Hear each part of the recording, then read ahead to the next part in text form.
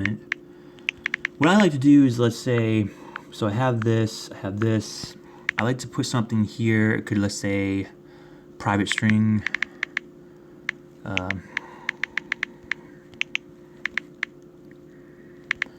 Be like name, and then we could name function. So we could actually function, put a thing there. And I mean, there, right here, we could turn this into a method, like a method.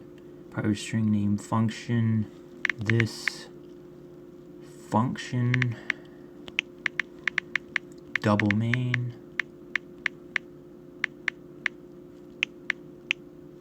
See, what the double main does is basically it takes, you know, the main, you know, the main string, and it doubles it internally. So what we can do with that is basically run a reverse hierarchical tree traversal that integrates concurrently with its current API distributedly in the cloud. Okay, I'm just gonna probably just like close it. Well, I could even extend it a little bit more. Like return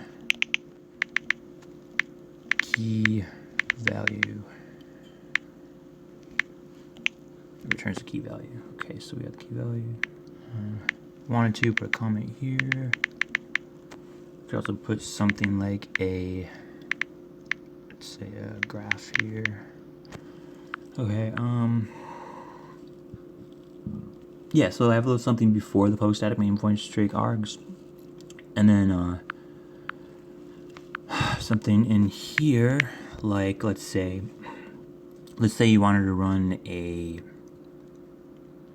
botnet in a particular server. So you would say get botnet,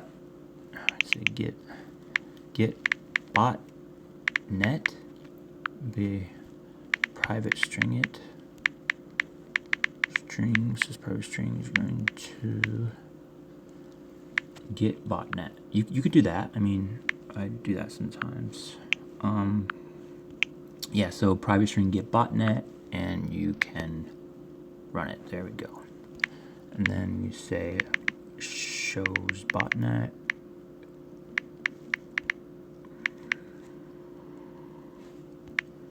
You say private string equals, say we have here singleton. Run it, and the JSON REST API. Okay, so oh well, that would probably be enough. And then okay, so we have, obviously I would have to like debug this like forever, but I'm just trying to show you like usually what I do in most of my Java programs, like what kind of methodology I take, what approaches I take, how I do it, how I make it look, you know, the key patterns. I mean, this looks pretty good. We could probably make it a little bit bigger. Open the drawer. Okay. Oh, maybe try 16. Go back a little bit. Yeah, this looks a little better. Maybe bring it down a little bit. Yeah, so we have here port system out print line IO port. But sorry, I can't type good at all on this thing. I'm just testing it now. Okay. Say run IO port. How do we extend this and run a subthread system with a system in print line. You can either print line or print array.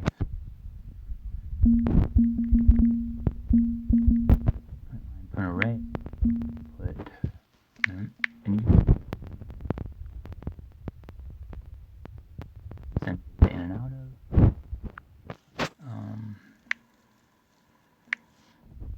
Could even do it again.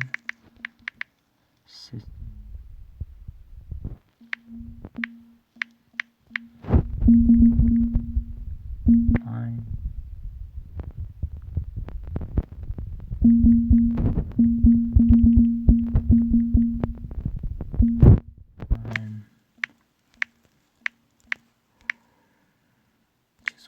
here. I'm gonna get a double and open it up a little bit. So now we have dual ported I/O ports. See these spaces right here.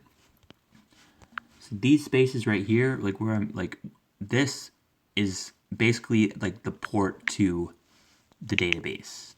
I mean, the database is dependent on, if you have access to the internet, the database is going to be, it's going to essentially connect in the back end to the most optimal database that is going to, suit your needs for whatever kind of program you are writing. This takes cues from your neural network, quite literally your electroencephalographical data, which is your EEG data, which is a complete frequency field map of your brain. So yeah, that's when you're connected, that's the computer human interface, like when you're at the I/O port, like quite literally. I'm gonna comment here. This doesn't look bad. This looks a little bit too big. JSON rest.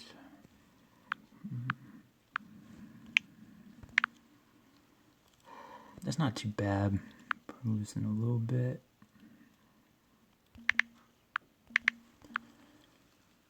Yeah, so now that's not a beautiful piece. I mean, it could definitely get a lot more beautiful, but I mean, it looks good. It's functional. It obviously needs a bit of debugging and like tweaking and and stuff like that. But all right, so I'm about to wrap up this video. I hope you guys enjoyed it. I just wanted to share how I usually write a lot of my code. Like, well, at least this is very deep. This is this is way back end. This is how I write back end code. But all right, yeah, see you guys later. Hope you have a great day. Bye.